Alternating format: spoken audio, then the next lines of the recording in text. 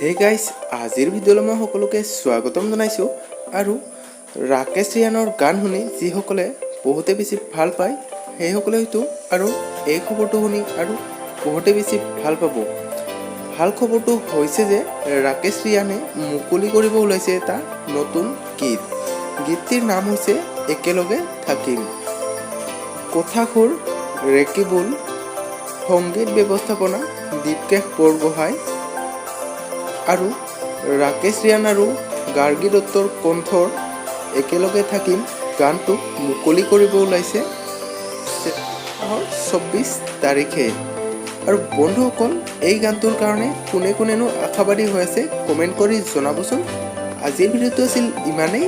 যদি ভিডিঅ'টো চাই ভাল পালে তেতিয়াহ'লে লাইক কৰিব, আৰু যদি চেনেলটোত নতুনকৈ আছে তেতিয়াহ'লে ছাবস্ক্ৰাইব কৰি বেল আইকনটো প্ৰেছ কৰিব, যাতে এনেধৰণৰ ভিডিঅ' ন'টিফিকেশ্যনবোৰ আপোনালোকে প্ৰথমত পায়।